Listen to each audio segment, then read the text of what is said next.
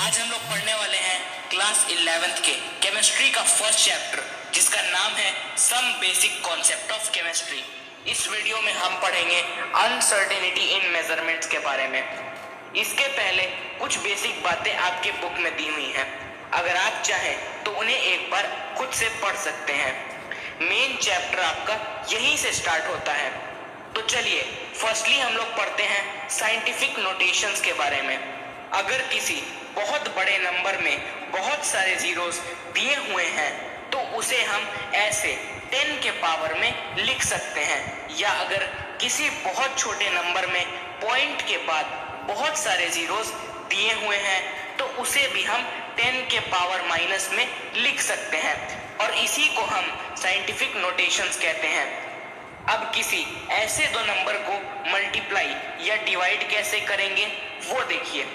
तो हम simply multiplication जैसे करते हैं वैसे ही करेंगे, बस 10 के पावर को ऐड कर देंगे।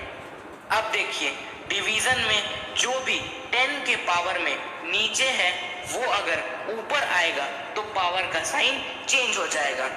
अब देखिए किसी ऐसे दो नंबर को ऐड या सब्ट्रैक्ट करने के लिए 10 के पावर वाले को कॉमन लेके कैलकुलेशन करते हैं।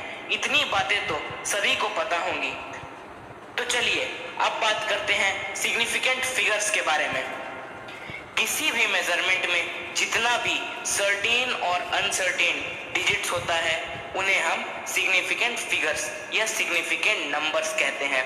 जैसे कि किसी रॉड को मेजर करने पे उसका लेंथ आया 2.76 सेंटीमीटर, तो आप खुद ही सोचिए कि किसी स्केल से मेजर करने पे 2.7 तक तो एक्यूरेट आएगा, लेकिन 2.76 आएगा या 2.75 आएगा या 2.78 आएगा, ये क्लियरली नहीं कह सकते हैं। इसीलिए यहाँ पे 2 और 7 सर्टेन डिजिट्स है और 6 अनसर्टेन डिजिट्स है।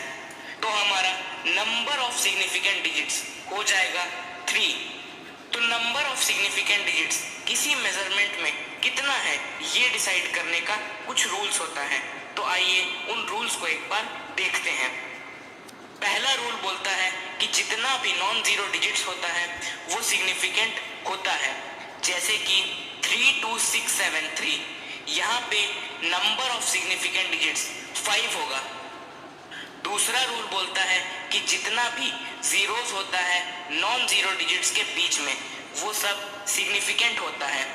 जैसे कि 620001 या 321.0002, यहाँ पे नंबर ऑफ सिग्निफिकेंट डिजिट्स 9 और 7 होगा। तीसरा रूल बोलता है नॉन जीरो डिजिट्स के लेफ्ट में जितना जीरोस होगा वो सब सिग्निफिकेंट नहीं होगा। जैसे कि 0.000081, यहाँ पे नंबर ऑफ सिग्निफिकेंट डिजिट्स 2 होगा। फोर्थ रूल बोलता है नॉन जीरो डिजिट्स के राइट में अगर जीरोस हैं लेकिन डेसिमल का साइन वहाँ पे नहीं है तो वो सब सिग्निफिकेंट नहीं होगा। जैसे कि 6281400, यहाँ पे नंबर ऑफ सिग्निफिकेंट डिजिट्स 5 होगा।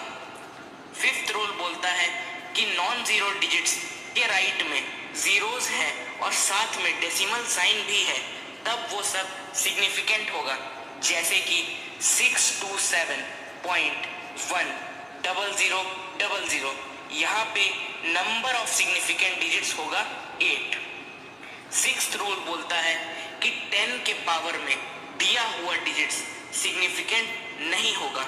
जैसे कि 36 × 10⁻18, यहाँ पे नंबर ऑफ सिग्निफिकेंट डिजिट्स होगा ओनली 2। तो चलिए अब सिग्निफिकेंट नंबर से रिलेटेड एक एग्जांपल देखते हैं। देखिए दिए हुए इन नंबर्स में कितना सिग्निफिकेंट डिजिट्स है ये आपको बताना है। तो देखिए पहले वाले में क्लियर है कि नंबर ऑफ सिग्निफिकेंट डिजिट्स 7 होगा। सेकंड में भी क्लियर है कि 15 होगा, लेकिन थर्ड में 2 होगा क्योंकि लेफ्ट में दिया हुआ जीरोस को सिग्निफिकेंट डिजिट्स में काउंट नहीं किया जाता है। फोर्थ में नंबर ऑफ सिग्निफिकेंट डिजिट्स 1 होगा। फिफ्थ में 3 होगा क्योंकि राइट में बिना डेसिमल साइन के जीरोस को सिग्निफिकेंट डिजिट्स में काउंट नहीं किया जाता है। सिक्स्थ में 8 होगा क्योंकि ये सारे जीरोस डेसिमल साइन के बाद है। सेवेंथ में 2 होगा क्योंकि 10 के पावर में दिए हुए नंबर्स सिग्निफिकेंट नहीं होते हैं। 8 में 3 होगा और 9 में 1 होगा। अब बात करते हैं राउंडिंग ऑफ नंबर्स के बारे में। तो राउंडिंग उस प्रोसेस को कहते हैं जिसमें दिया हुआ नंबर को सिग्निफिकेंट डिजिट्स के अकॉर्डिंग मॉडिफाई करते हैं। जैसे कि मान लीजिए हमें कोई नंबर दिया हुआ है जिसका सिग्निफिकेंट डिजिट्स 5 है और हमें उसे 3 सिग्निफिकेंट डिजिट्स में लिखना है, तो इसके लिए हम राउंडिंग प्रोसेस का यूज करेंगे। किसी भी दो नंबर को मॉडिफाई करने के लिए कुछ रूल्स होता है, तो चलिए उन रूल्स को देखते हैं। मान लीजिए कि इस नंबर को हमें 3 सिग्निफिकेंट डिजिट्स नंबर में बदलना है, तो सबसे पहले हम 3 डिजिट्स के बाद वाले नंबर को देखेंगे। तो यहाँ पे 8 है यानी 5 से ज्यादा है, तो हम 1 इंक्रीज करके उसके बाद जीरोस पुट कर देंगे, तो ये चेंज हो जाएगा 3 सिग्निफिकेंट डिजिट्स में। अब देखिए मान लीजिए कि ये नंबर दिया हुआ है और हमें इसे भी 3 सिग्निफिकेंट डिजिट्स में चेंज करना है, तो फिर से चेक करेंगे 3 डिजिट्स के बाद वाले नंबर को। तो यहाँ पे 3 है जो कि 5 से कम है, इसलिए हम बिना 1 इंक्रीज किए डिजिट्स को वैसे ही उतार के 3 डिजिट्स के बाद जीरोस लगा देंगे।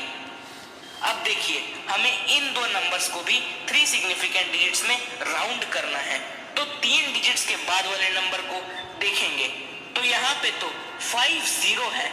अब अगर किसी केस में 50 आता है, तब अगर उसके पहले वाले डिजिट्स ऑड हैं तो एक नंबर इंक्रीज होगा, अदरवाइज नहीं होगा।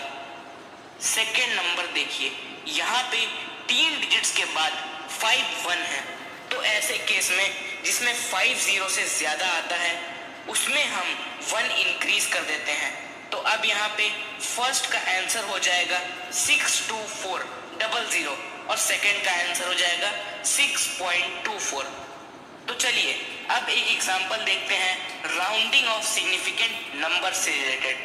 देखिए दिए हुए इन नंबर्स को 4 सिग्निफिकेंट डिजिट्स में राउंड करना है।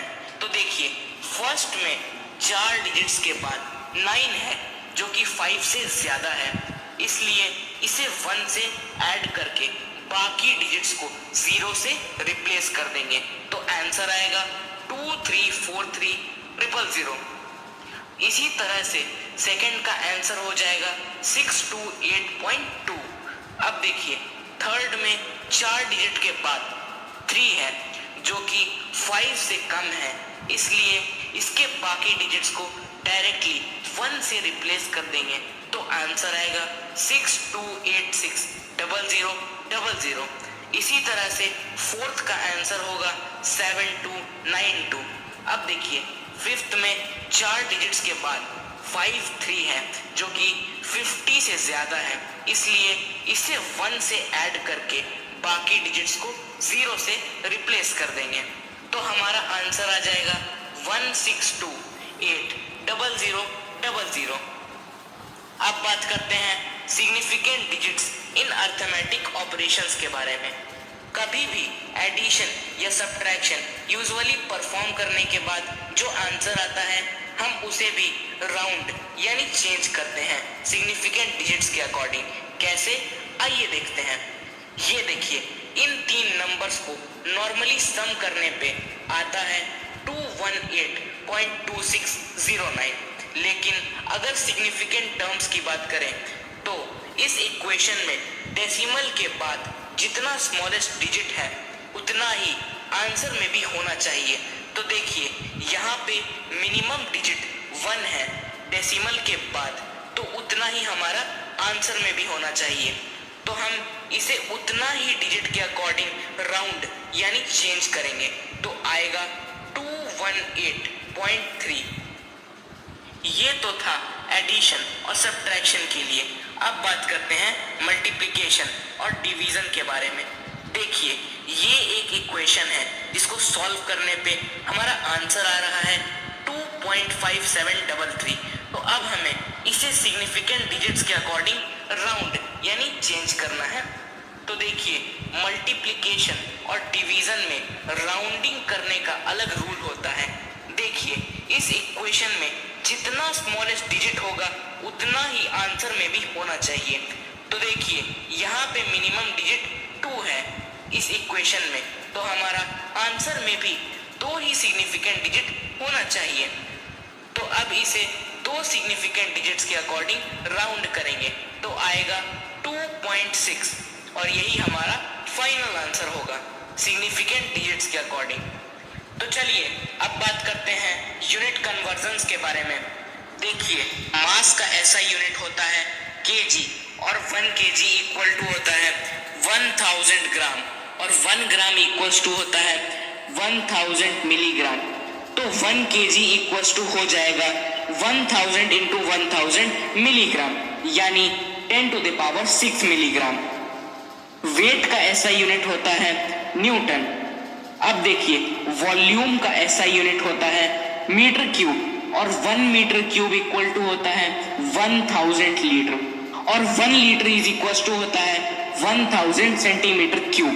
तो 1 मीटर क्यूब इक्वल टू हो जाएगा 1000 इंटू 1000 सेंटीमीटर क्यूब यानी 10 to the power 6 centimetre cube. अब देखिए, डेंसिटी का मतलब होता है मास पर यूनिट वॉल्यूम। इसका ऐसा यूनिट होता है केजी पर मीटर क्यूब और फॉर्मूला होता है density equals to mass by volume. अब देखिए, टेम्परेचर के 3 यूनिट्स होते हैं, डिग्री सेल्सियस, केल्विन और डिग्री फ़ारेनहाइट। इसका ऐसा यूनिट होता है केल्विन। तो डिग्री सेल्सियस और केल्विन के बीच में रिलेशन होता है temperature in Kelvin equals to temperature in degree Celsius plus 273। इस फॉर्मूला से हम केल्विन को डिग्री सेल्सियस में और डिग्री सेल्सियस को केल्विन में कन्वर्ट कर सकते हैं। अब देखिए, डिग्री सेल्सियस और डिग्री फ़ारेनहाइट के बीच में रिलेशन होता है temperature in degree Fahrenheit equals to 9/5 temperature in degree Celsius plus 32। इस फॉर्मूला से हम डिग्री फ़ारेनहाइट को डिग्री सेल्सियस में कन्वर्ट कर सकते हैं।